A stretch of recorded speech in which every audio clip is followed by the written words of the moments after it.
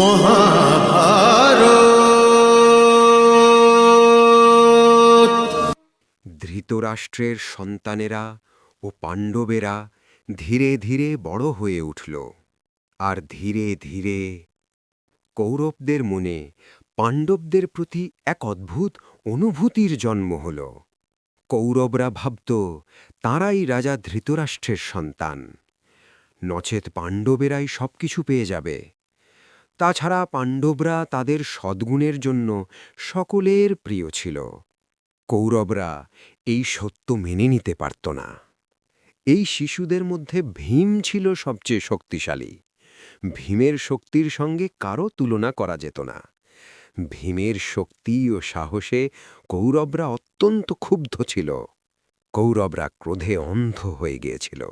একদিন ঈর্ষাবশত তারা ভীমের খাবারে বিষ মিশিয়ে দেয়।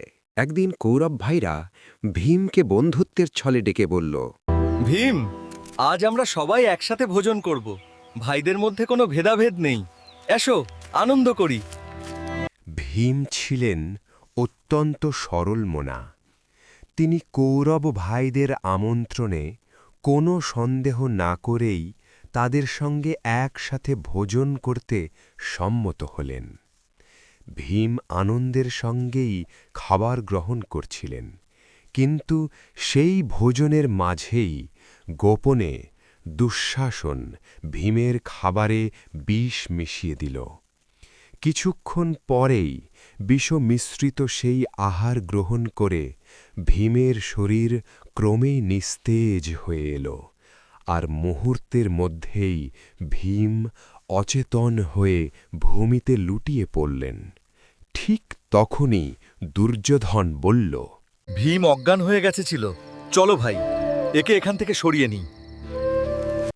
বিষ মিশ্রিত সেই আহার গ্রহণ করার পর ভীম সম্পূর্ণ অচেতন হয়ে ভূমিতে লুটিয়ে পড়লেন। তখন দুর্যোধন, দুঃশাসন এবং অন্যান্য কৌরব ভাইরা ভীমের নিথর দেহটি ঘিরে ধরল। নিঃশব্দে তারা ভীমকে নিয়ে এগিয়ে চলল নদীর দিকে। কিছুক্ষণের মধ্যেই ভীমের অচেতন দেহটি তারা গঙ্গা নদীর জলে ভাসিয়ে দিল। ভীমের দেহ ধীরে ধীরে গঙ্গার গভীর জলে তলিয়ে যেতে লাগল। অন্যদিকে পাণ্ডবরা কিছুই জানতে পারল না এই ভয়ঙ্কর ষড়যন্ত্রের কথা। তারা উন্মাদের মতো ভীমকে খুঁজতে শুরু করল, ডাকতে লাগল, খুঁজতে লাগল, কিন্তু কোনো উত্তর এলো না। অতল জলের গভীরে অচেতন ভীমের দেহে একে একে সাপেরা এসে বারবার দংশন করতে লাগলো। একদিকে সেই বিষে তার দেহ জ্বলতে লাগলো, অন্যদিকে সেই বিষই ধীরে ধীরে তার দেহকে আরও শক্তিশালী করে তুলল।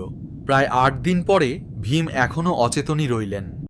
প্রায় ৮ দিনের পরে গঙ্গার অতল জলের মধ্যে ভীমের ধীরে ধীরে জ্ঞান ফিরে এল।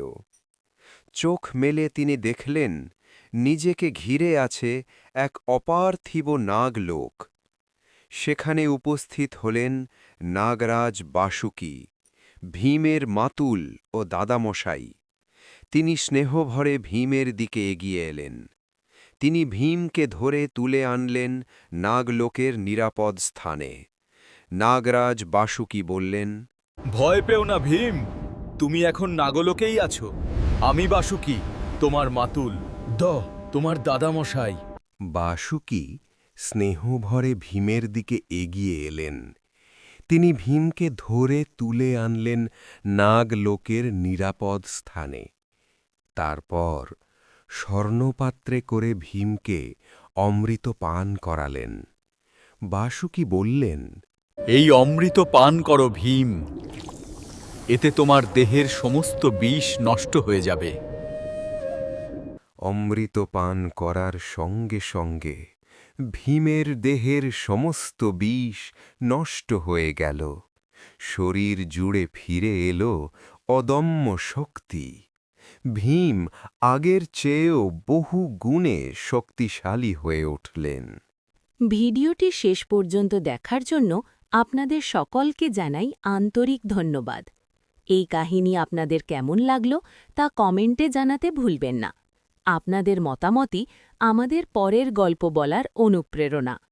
পরবর্তী ভিডিওতে আমরা দেখতে পাব কিভাবে গুরু দ্রোণাচার্যের কাছে পাণ্ডব ও কৌরবরা অস্ত্র শিক্ষা গ্রহণ করেছিল আর কিভাবেই বা শুরু হয়েছিল ইতিহাসের এক স্মরণীয় অধ্যায়। ততক্ষণ পর্যন্ত ভালো থাকুন, সুস্থ থাকুন আর মহাভারতের এই মহাকাব্যের সঙ্গে যুক্ত থাকুন। জয় শ্রীকৃষ্ণ।